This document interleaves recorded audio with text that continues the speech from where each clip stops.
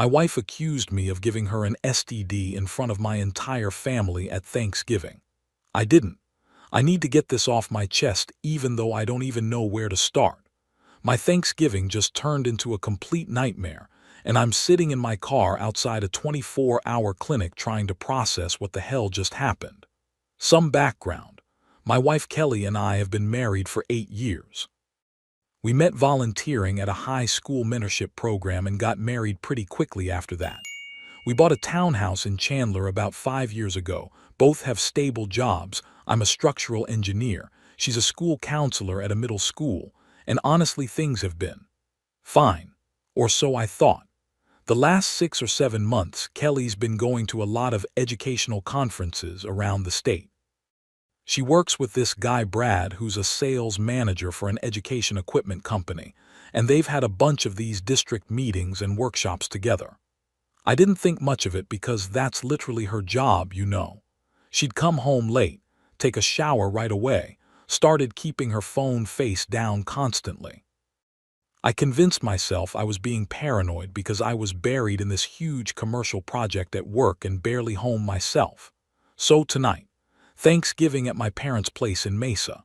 My mom Linda, dad Frank, my younger brother Jason and his girlfriend, some aunts and uncles, the usual crowd.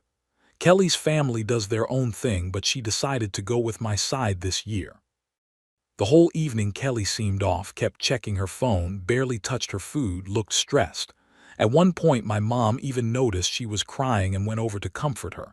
I had no idea what was going on. Then Kelly stood up. I swear to God, it was like watching someone flip a switch. She started crying harder and said she couldn't stay silent anymore. In front of everyone.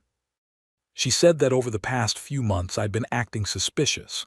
Going on work trips to Las Vegas for team bonding, coming home and immediately showering, smelling like unfamiliar perfume, changing clothes as soon as I walked in the door.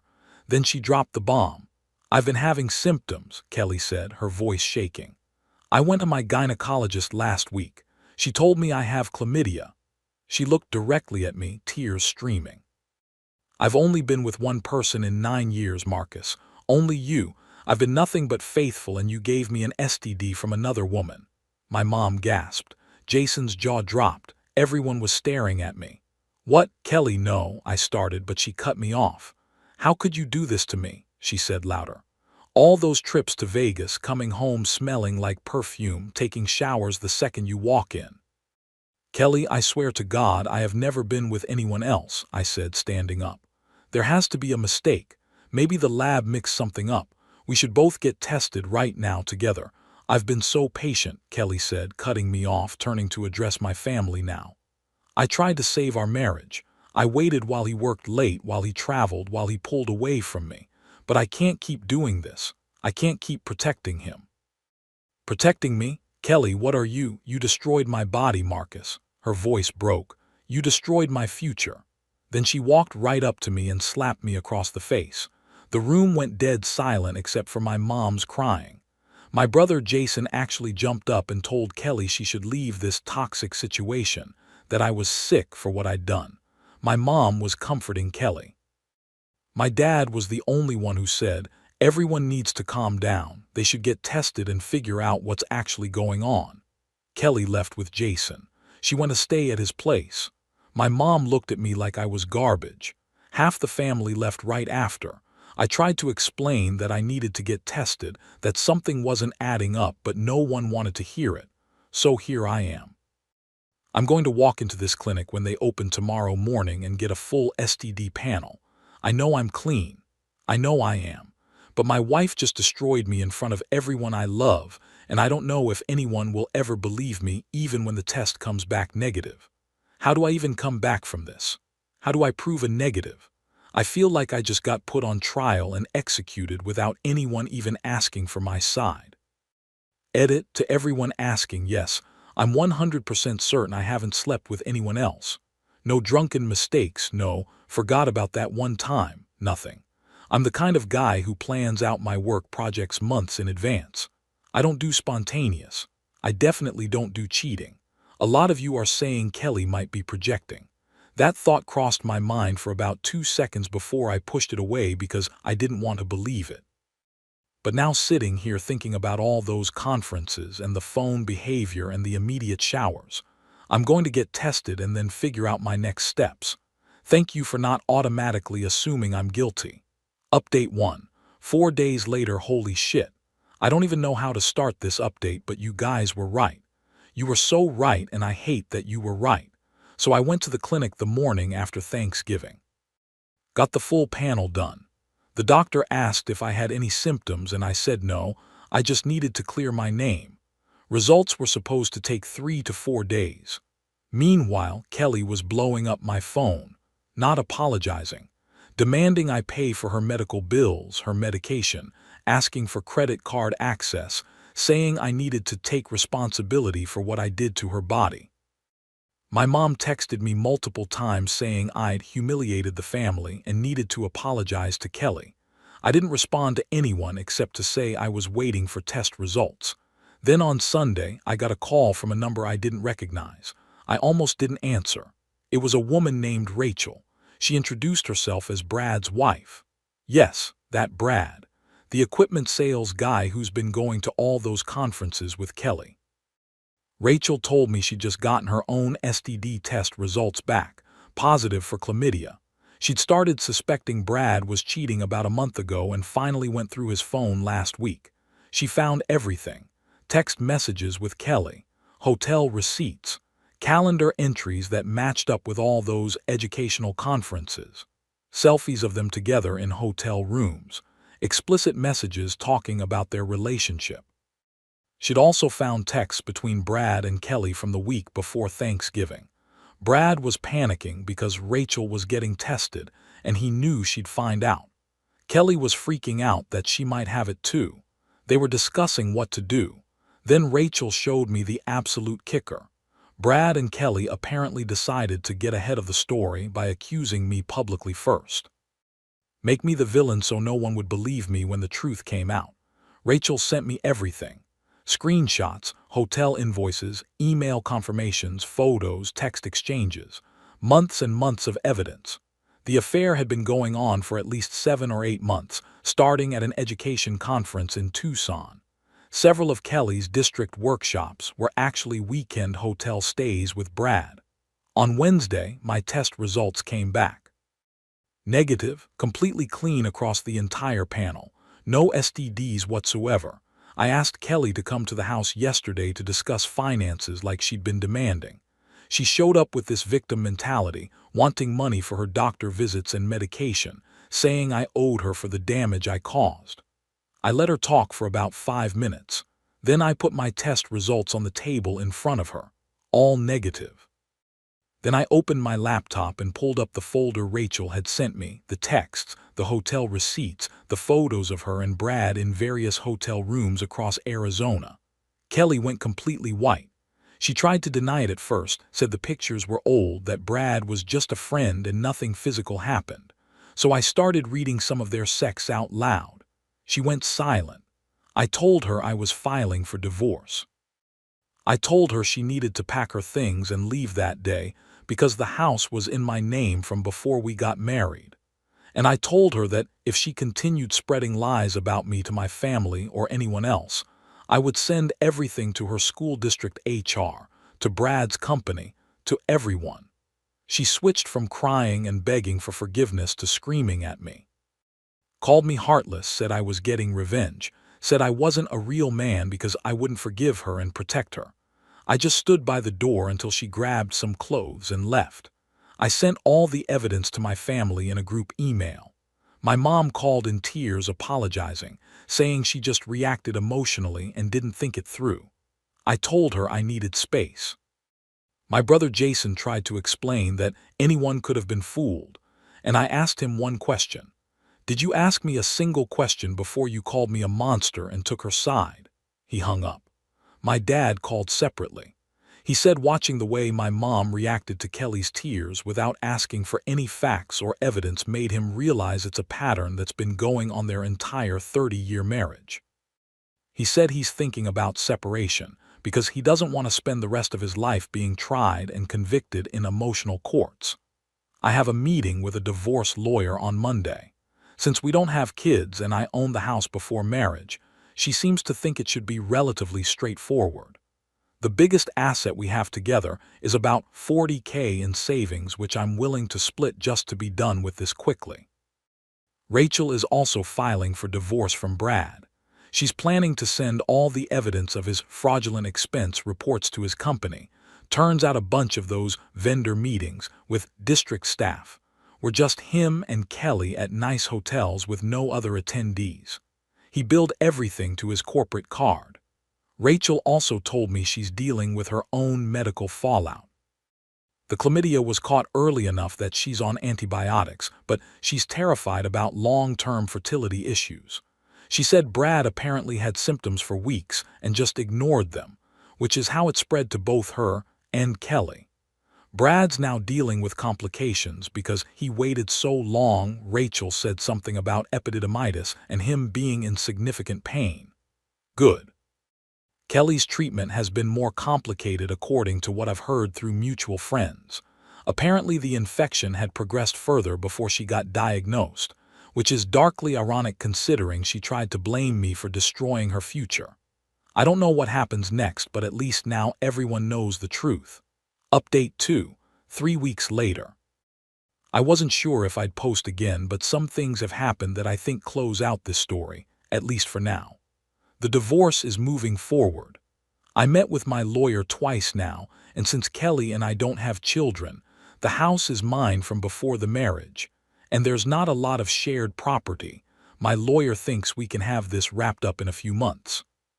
Kelly tried to claim she should get spousal support because she gave up career opportunities to support my career, which is complete bullshit. She's always worked full-time and makes decent money. My lawyer has all the evidence of the affair and the public false accusation, and she doesn't think any judge would award Kelly anything beyond splitting our joint savings account. Kelly also tried to say she deserves more because of emotional damages I caused her. My lawyer actually laughed when she read that. Speaking of careers, both Kelly and Brad are now unemployed. Rachel sent the evidence to Brad's company showing he'd been claiming fraudulent travel expenses, all those vendor meetings that were actually hotel stays with Kelly. The company did an audit and found thousands of dollars in inappropriate charges over the past 8 months. They fired him immediately, and I heard through Rachel they might pursue legal action for the fraud. Kelly's school district received an anonymous packet, probably from Rachel, showing that a school counselor was having an inappropriate relationship with a vendor, which violated their ethics policy. The district gave Kelly the option to resign or face a formal investigation that would affect her counseling license. She resigned 2 weeks ago. From what I understand, Brad and Rachel's divorce is going to be brutal. They have 2 kids and Rachel is going for everything: custody, child support, the house, his retirement accounts. I actually feel bad for the kids in that situation. My family situation is complicated. My mom has called me probably 15 times. The first few calls were her crying and apologizing, saying she just saw Kelly crying and her maternal instincts kicked in. I told her I understand instincts, but instincts aren't the same as judgment. She's my mother, but she reacted to Kelly's performance without even considering that I might be telling the truth. That hurt more than anything Kelly did, honestly. My brother Jason showed up at my house unannounced last week. He wanted to explain himself, said he'd always thought Kelly was this perfect, mature person because of her job as a counselor. He said he couldn't imagine her lying about something like that. I told him I get it, but the problem is he didn't even give me the benefit of the doubt. He sided with my accuser without asking a single question. I said we could work on rebuilding trust, but it's going to take time. The biggest development is my dad. He wasn't kidding about the separation. He moved out last weekend into a short-term rental. He came by to tell me in person that watching my mom's reaction to Kelly's accusation made him realize this has been the pattern of their entire marriage. He said my mom processes everything through emotion first and refuses to admit she might be wrong even when presented with evidence. He said he's too old to live the rest of his life walking on eggshells wondering when the next emotional trial will happen. My mom is devastated. She keeps calling me saying this is all somehow related to what happened with Kelly, that the stress broke their marriage. I told her gently that this probably started way before Thanksgiving, and that maybe she should think about how she responds to situations. She didn't take that well. Kelly has tried to reach out a few times through mutual friends. She apparently switched up when she realized the divorce wasn't going in her favor and started telling people she made a mistake and that I'm refusing to work on the marriage. I haven't responded directly. My lawyer advised me to only communicate through her office from now on. Well, I didn't even need to defend myself anyway. I'd already sent all the evidence to everyone who mattered. So whenever Kelly tried her victim routine, people would just shut it down right away. I heard from one friend that Kelly tried to tell her I was being vindictive, and the friend literally said, "Kelly, we all saw the hotel receipts. You're the one who cheat." Stop. The weirdest part of all this is work has been my refuge. Nobody there knows what happened because I don't talk about personal stuff at the office. I just go in, work on structural calculations, and it's the only place where I feel normal. I'm doing okay, I think. Some days are harder than others. I'm sleeping better now than I was right after Thanksgiving. I've been going to the gym more. I'm not anywhere near ready to date or trust anyone new, but at least I can get through a day without feeling like the ground is going to drop out from under me. The one thing I keep thinking about is how quickly everyone was ready to believe I was a cheater. Kelly cried in front of my family, and that was all the evidence they needed. No questions asked. No, let's wait for the facts. Just immediate judgment. That's something I'm going to have to work through for a long time. Thank you all for the support through this. When my own family turned on me, this community was here reminding me that evidence matters more than tears. Edit. To everyone asking about Rachel, yes, we've texted a few times coordinating evidence for our respective divorces. She's going through her own hell with 2 young kids involved. We're not friends exactly, but we're definitely allies in this mess. She saved me by reaching out when she did. Final update. 2.5 years later, I debated posting this final update for a while, but I got a DM last week from someone asking what happened long term, and I figured I owe this community a conclusion since you guys helped me through the worst period of my life. So, 2.5 years later, here's where everything landed. The divorce finalized about 4 months after my last update. Kelly got half the savings account, about $20K, and that was it. No spousal support. No claims on the house, nothing else. My lawyer was amazing. Kelly tried to drag it out a few times with random demands, but eventually her own lawyer told her she had no case. The whole thing cost me about $8K in legal fees, but it was worth every penny to be done. I'm doing really well now, honestly. Bought a new car to replace the old one. Started running marathons, which sounds insane, but the training gave me something to focus on during the worst months. I also did about a year of therapy, which helped me process everything. About a year ago, I started dating someone named Sharon. She's an accountant, very practical and logical, absolutely zero drama. When we started getting serious, I told her the whole story about Kelly and Thanksgiving, and she just said, "Well, that's the most insane thing I've ever heard, but I appreciate you being honest. We're taking things slow, but it's good. Really good." She actually thinks like an adult and communicates like a normal person, which is refreshing. My family situation evolved in ways I didn't expect. My dad went through with the divorce from my mom. It took about a year and a half, but it's done now. He told me that the Kelly situation was just the final straw. He'd spent 30 years in a marriage where emotions and feelings were treated as absolute truth and facts were treated as optional. He's dating someone now, a retired teacher, and he seems genuinely happy. My mom has been complicated. She apologized multiple times, but she still doesn't really get it. She thinks she made one mistake in a stressful moment, and I should be over it by now. She doesn't understand that it wasn't one mistake. It was immediately believing I could be a cheater based on someone else's tears without even asking me what happened. I see her occasionally at family things, but our relationship isn't what it used to be. Maybe it never will be. Jason and I are okay now." It took him about 6 months of awkward conversations before he actually said, "I messed up. I should have asked you first before I took her side." I accepted the apology, but I also made it clear that our relationship has new boundaries. We grab beers every couple months and text occasionally, but I'm not going back to how close we used to be. As for Kelly and Brad, I don't follow their lives actively, but information gets around. Brad apparently moved to Nevada to avoid his child support payments, and Rachel ended up getting full custody plus most of the assets. I heard he's working at some call center. Kelly bounced between a few sales jobs after she lost her counseling position. She's apparently working at a real estate office now doing administrative work. From what I understand through mutual friends, the medical treatment was rough on her and expensive, and she ended up having to see a specialist for potential fertility complications. As for Rachel, though, she reached out once about a year ago just to update me that she's healthy now and her doctors cleared her, which was good to hear. Which brings me to why I'm actually posting this update. About 3 weeks ago, right before Christmas, my doorbell rang around 8 p.m. Sharon and I were home watching a movie. I opened the door and Kelly was standing there. She looked rough, older, worn down, like life had been hard on her.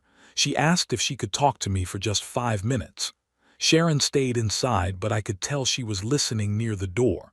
I stepped outside onto the porch but didn't invite Kelly in. She told me she's been struggling financially, that Brad abandoned her after their relationship imploded, that he doesn't help with anything, that she's been barely scraping by. Then she started crying and said she wanted to ask if there was any way we could try again. She said something like, 12 years together can't just disappear like they never existed. You were the only person who ever really loved me and understood me. I made terrible mistakes, but I've changed. Can't we at least talk about trying to rebuild something? I just stood there for a minute, and honestly, I didn't feel anything. Not anger, not sadness, not even satisfaction, just nothing. Like she was a stranger who happened to share some memories with me. I told her no. I told her I'm with someone else now, that I'm happy, and that even if I was single, the answer would still be no. I said I wasn't her emergency support system for when her life fell apart after she burned it down herself. I wished her luck with her job, and then I went back inside and closed the door. She stood there for a minute, then left. Sharon came over and hugged me and asked if I was okay. I was fine. Completely fine. That's when I knew I'd actually moved on. Kelly lost her career, her marriage, her reputation, and her affair partner not because I got revenge, but because reality caught up with her lies. And me? I got my life back. A better life, actually. A career I love, a partner who respects me, family relationships that are more honest even if they're not as close, and the knowledge that I stood up for truth when everyone else chose convenience.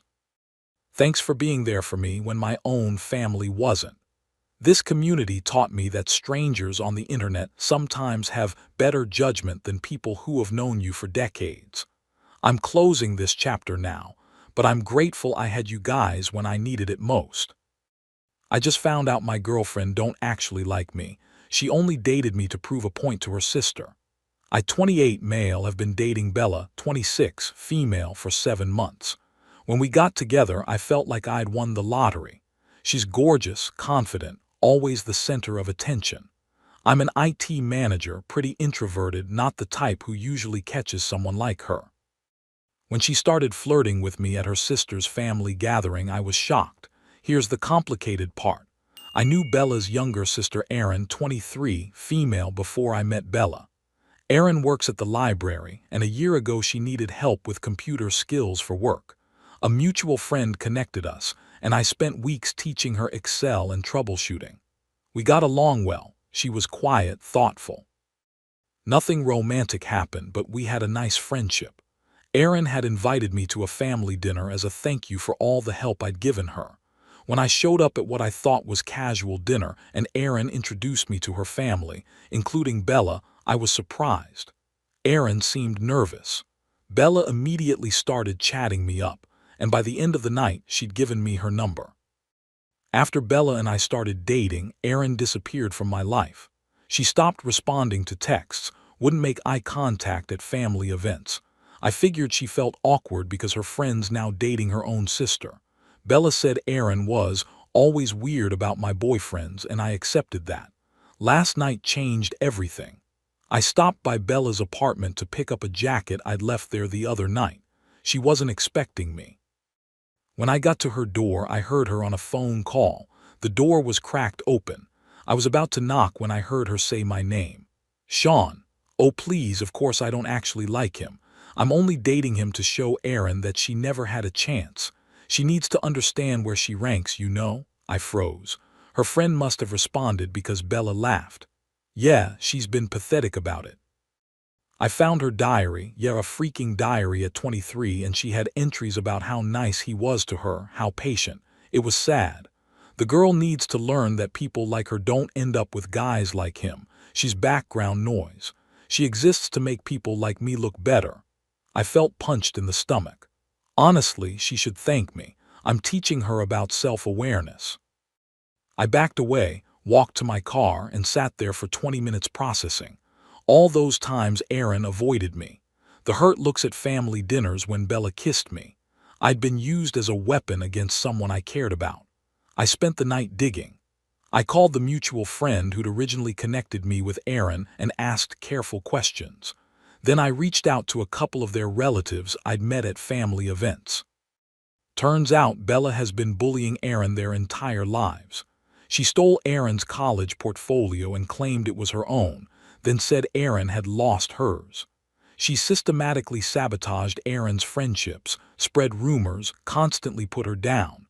Everyone accepts it as sibling rivalry, but it's worse than that. I feel sick.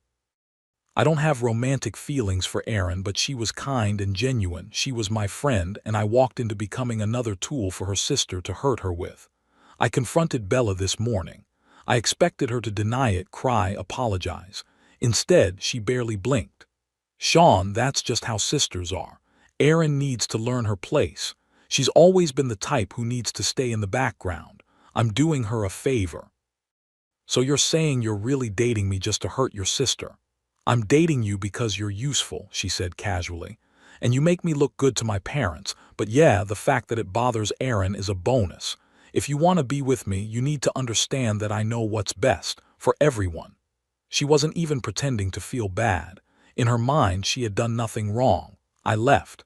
Haven't talked to her since. I'm trying to figure out what to do. Part of me wants to ghost her and be done. But I can't stop thinking about Erin, about the pain Bella has caused, about how she'll keep doing this. I think Bella needs to understand what it feels like to be someone's tool, to be humiliated, to have someone use you for entertainment. Is that wrong? I'm not vindictive usually, but the way she talked about her sister, about me, with zero remorse. I can't just walk away. Reddit, I need advice. How do I handle this? Edit, thanks for all the responses.